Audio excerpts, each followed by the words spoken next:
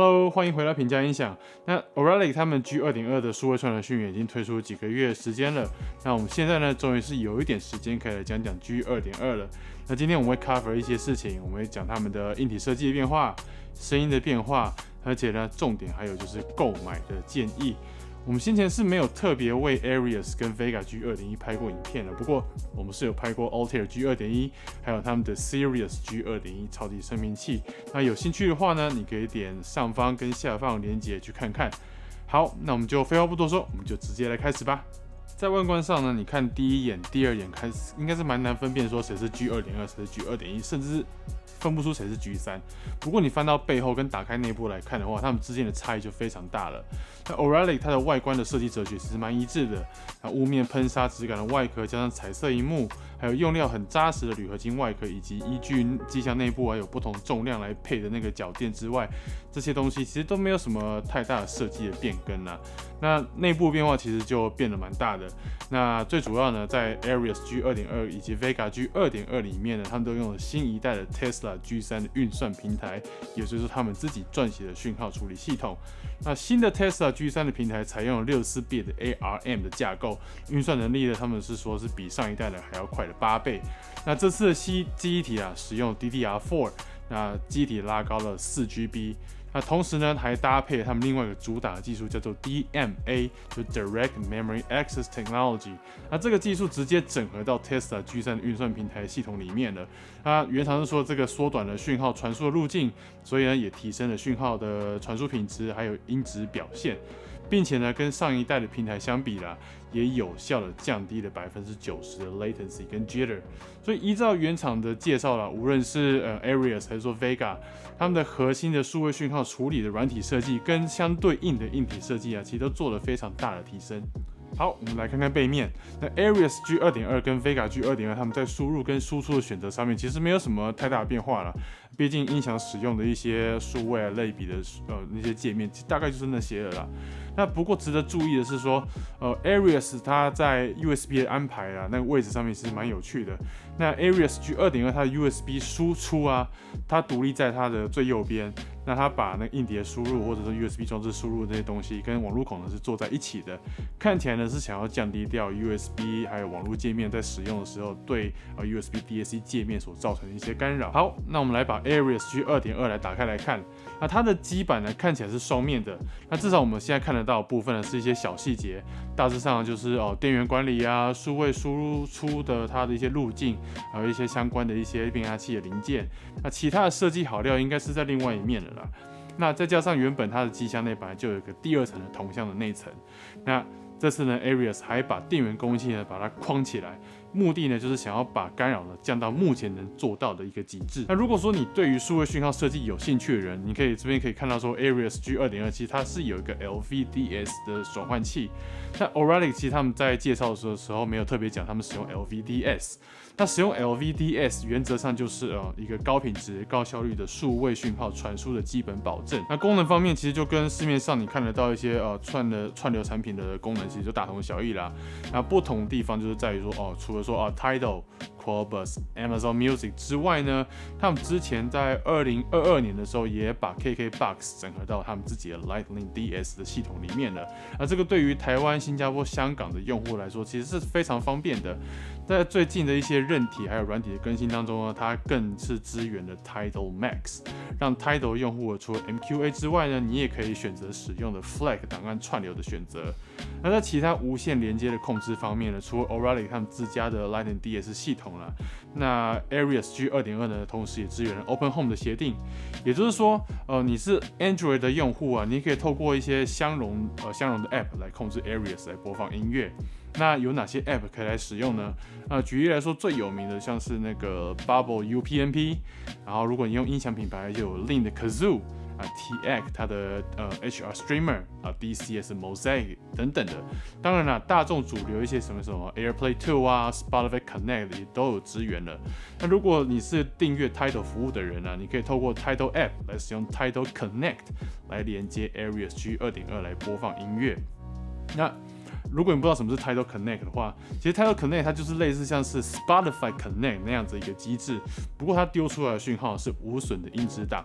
而且呢 Aries 它也同时也是 Room Ready 的器材，如果你是 Room 的用家，那你就可以放心的使用了。再来呢，我们来看看 Vega G2.2。那在 Vega G2.2 身上，就是除了我们刚刚讲的那个 Tesla G3 的运算平台之外呢，那 Vega G2.2 其实它有主打2个关键技术，就是 Fusion Deck 跟 DDR 技术，就是 Direct Data Recording 这个技术。那我们依照原厂的它的产品描述来看的话，Vega G2.2 它的产品架构大概就是所有数位讯号进来之后呢，会经过 DDR 这个地方，它处理 USB、同轴、光纤、AES EBU 以及 HDMI 的数位讯号，然后呢再送到 Tesla G3 的运算平台里面去处理之后呢，再送到数位转类比的那个电路里面，最后呢再送到他们的 Orfeo A 类的前级讯号控制器那边。那么 DDR 技术其实是跟着 Tesla G3 的硬体一起搭配服用的。那这个地方是有点有趣，是说绝大多数的 DAC 产品呢，他们都是使用DAC 的现成的 DAC 晶片，比如说像是来自 ESS 的，或者说来自 AKM 的，或者其他品牌的。那通常他们就直接使用晶片里面所提供的一些时钟啊、升频电路啊、数位滤波器等等这些东西。那虽然说现在的 DAC 晶片呢，它的效能都非常不错了，但是呢，毕竟你要把很多复杂的工作集中在一个封装好的一个晶片里面，难免会有一些美中不足的地方。就是稍微龟毛一点嘛，一定会美中不足的。那如果你去问 Oralic 的话，他们也会跟你说他们是使用 ESS 的 DAC 晶片，不过呢，他们使用的方式呢很不一样。Oralic 它处理的方式呢，就是直接把这些数位讯号呢，透过 DDR 技术直接写进去 Tesla G3 的运算平台里面，完全就绕过现成晶片中它所有会要处理数位讯号这些区段。那把这所有数位讯号处理的事情呢，都事先在 Tesla G3 它的 ARM 处理器里面搞定了。那这样做呢，其实就是为了避免掉像是说clock 不够准啊、PPL、Jitter 等等的问题，同时呢也缩短了讯号传递的距离。接着呢，再搭配他们更新过的电气隔离电路啊，以及双60飞秒的时钟，把数位讯号呢处理到一个很好的一个状态之后呢，最后呢送到是那个 ES9038 Pro 的数位转类比的区段了。这样呢就促成了 Oralic 他们所讲的 Fusion Deck 的技术了。不过呢，如果你有仔细看 Oralic 他们原厂的介绍文案啦，有他们提到说Fusion Deck 是结合了 Delta Sigma 以及 Discrete Ladder Deck 的优点嘛，对不对？那怎么我们刚刚讲的东西没有出现 Ladder Deck 呢？那其实 ESS 它的 ES9038 Pro 啊，它的32bit HyperStream 2代的 Deck 的那个数位转类比那个区段啊，事实上就是一个8声道的 Differential Circuit， 所以呢，你是可以把它当做是一个 Ladder Deck 的结构的。另外呢，有件事情还蛮有趣，就是当你从Vega 的网页后台了，把那个 Preamp 功能关掉的话呢，让讯号直接输出，那音量好像听起来好像是会少了大概是6 dB 左右。那这个我们有询问原厂，其实他们是刻意这样做的。那 Vega G2.2 的类比输出有2个电压选项，一个是2伏特，一个是6伏特。所以当你开启 Preamp 功能的时候，它的预设值啊是6V， 所以你还是可以把它选择成2V 或者是关掉。不过如果你关掉这个 Preamp 功能的时候，它就会固定在2V 了。那这个设定其实是为了避免掉部分扩大器它的输入增益较大，然后可能会造成一些 distortion 问题，会让声音跑出来的声音会不太好听，所以呢，他们才会设定说，你如果你把 preamp 关掉之后呢，它只能固定在2V 这个地方。我们在进入听感分享之前呢，我们想要先讲一下，就是我们评测的方式呢，可能会有一点改变。那就是我们从这次开始呢，会参考 ITU 国际广播标准的一些建议呢，来量化我们的聆听比较的一个基准。那针对他建议的一些主观听感的部分呢，会做 bipolar 的计分。那目前我是先用5分制了，那之后会依照我们评测的一些状况修改那听感评测分类的一些细项，或者说呢，把5分制呢改成比较细致的7分制的那种计分方式。那我们测试的系统呢，大概是这样子的，当然呢，就是有 Oralic G2.2 的2件视讯源这边，还有呢，我们也有搭配 Sirius G2.1 的升频器一起来测试服用。那前后级扩大机呢，分别是 Benchmark 的 HPA4 跟 Mono 模式的 AHB2 后级扩大机。那后级扩大机我们另外还有在使用了 Electro Companion， 也就是大家俗称的 EC， 它的 AW800M 的旗舰后级扩大机。那么的 Room Server 呢，目前是使用 Rockna 的 Wavelight Server。这一台，然后以及还是有在用 Room Nucleus。那喇叭呢，当然就是使用那个 ProAct K6 Signature 这个旗舰的落地喇叭。依照长久以来我们对于 G2.1 系列的印象啊，如果要快速总结 G2.1 跟 G2.2 Aries Vega 两件事的差异的话，大概就是更为线性更为类比，然后听起来更自然、温润、顺耳的这种听感了。那在 G2.2 跟 2.1 它们的空间感还有空间定位方面，那我们在聆听大编制的古典乐的时候，譬如说像是贝多芬的钢琴三重奏Prokofiev 的6号交响乐，那无论是 2.2 还是 2.1， 其实他们在定位的准确度上面呢，其实都是蛮准确的。那对我们而言呢，我们测试过程中对我们来说是蛮不相上下的。但是在空间感还有呈现整个舞台的感觉的时候呢 ，G2.2 之前的比较宽敞舒适，然后深度也比较深。虽然说有些唱片是表演厅的空间感觉有点受限了，不过 2.2 还是可以感受得到空间有变大一些。那在换成聆听 2L 他们的几个在大教堂录音的唱片的时候啦，这个差异性呢就有拉开一些了。那我们在听 Sam Smith 他的 Abbey Road Studio Live 的演唱专辑，或者说在听发烧女伶 Dominic 他的 Bird 这个专辑的时候，这一些流行乐他们残响的一些效果表现呢 ，G2.2 就显得比较悦耳。那在这个项目上面呢 ，G2.2 跟2.1相比的话，如果从正2分到负2分之间呢，我们分别在空间感上面呢给2分，然后在空间定位感受呢给1分。在乐器跟人声的表现方面呢 ，G2.2 的音色呈现的方向呢，基本上是跟2.1是基本上一样的啦。那这句话当然有点废话，毕竟是同个品牌，然后 G2.X 的等级嘛。不过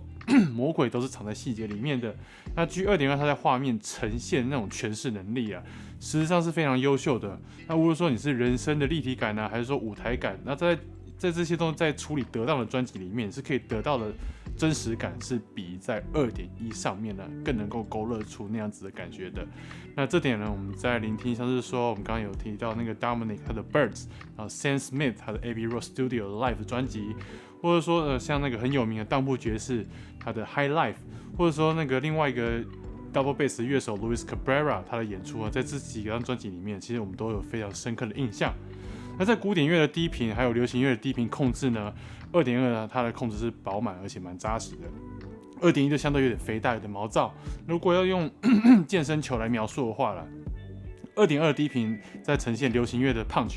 很像是气冲了9分饱的那种健身球。那 2.1 的话，相对就很像是这种7到8分饱那种感觉。那两者在低频的弹性呢、质感上面是有差异在的。那这点我们是可以推荐你去听听看 Chris Brown 他的 1111这张专辑来测试听听看。那这张专辑它整个制作的那个品质是非常优秀的。那低频的结构sub bass 这些东西都处理得非常好，然后解析力也非常 OK， 爽度也够。那在古典乐的低频部，还是说是管风琴送出的那种低频能量，还是说你在听 Hans Zimmer 他的原声带，它里面的这些庞大的合成器的低频能量，那 2.2 它的处理也比较好了。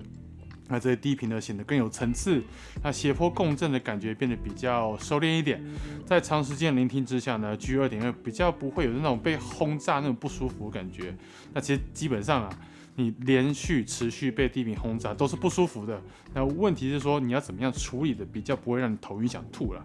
那 G2.1 已经算是处理很不错了，那我没有想到说 2.2 还能够再把这些呢调整到和谐一些的感觉。那么在音色表现这个项目上面呢 ，G2.2 跟2.1 相比的话，那从正2分到负2分，我们给 G2.2 呢1分。在声响平衡性这一块呢，我们是觉得说 G2.2 跟 G2.1 相比是有进步一些，可是那个落差没有大到吓人。那平衡性跟协调性方面还是维持在一个水准。那基本上大多数音乐听起来并不会有那种不舒服然后你就听不下去那种感觉。那在这个项目上面呢 ，G2.2 跟 G2.1 相比的话，从正2到负2分，我们给 G2.2 1分。另外加上 Sirius G2.1 超级升频器，音质会不会再提升呢？那这件事我觉得对于不希望荷包继续爆炸的人来说是个坏消息，因为加上 Sirius G2.1 升频到 DSC512， 然后给 Vega 解码之后呢，声音还是提升了不少。所以我们刚刚提到空间感声音透明度音色然后到协调性，整个又听起来更加自然跟和谐了。那 Sirius 2.1 升频器它的 Proteus 运算平台啊，真的是非常非常的强大。那我们目前为止使用经验是说，数位讯号啊，经过它的升频处理过后，给任何一个我们熟悉跟了解的 DAC 啊，整体的播放品质呢都是有感的升级的。不过呢，我们也好奇一件事，就是 G3 呢这个超级旗舰这个型号呢，也有用到 Proteus 平台的技术，所以我们不晓得说 G3 讯源如果搭配 Sirius 升频器的话，是不是也会有很大幅度的有感升级？那如果有机会的话呢，我们应该是也可以试试看的。最后呢，这里要补充一下，就是 G2.2 还有他们的旗舰 G3 呢，他们都有 HDMI 的 eARC 输入，以及未来呢会有 Dirac Live 可以用。那目前 Dirac 它的功能上线时间还没确定呢，那 eARC 应该是近期之内就会有了。那有了 eARC 的意义在哪里？就是你在看电影或者其他东西的时候，你的音质会大幅的提升。而且呢，如果你有订阅 Apple Music 的话，你就可以使用 Apple TV 透过 eARC 把无损高解析的音乐呢，来让 Auralic G2.2 的讯源来做处理了。那 Dirac 这功能啊，一旦来了之后，你家中的一些空间声学状况是不太好的人来说啦 ，Dirac 这个数位声学处理呢，是透过测量，然后跟数位运算，可以解决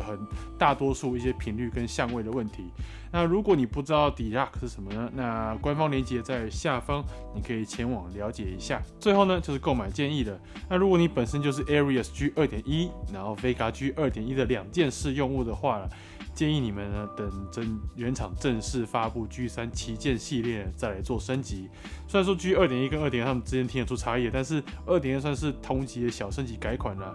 所以就为自己的系统做升级的这个角度来看，我们会建议直接看到 G3。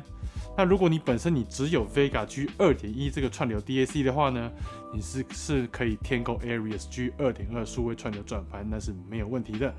那如果你本身是比较早期一点，像是 G2 或者 G1.1 这个入门系列的话呢，你现在预算有到可以到 2.2 的话呢，那么就是升级到 2.2 了。那如果你是从其他品牌要升级讯源的话啦，当然就是建议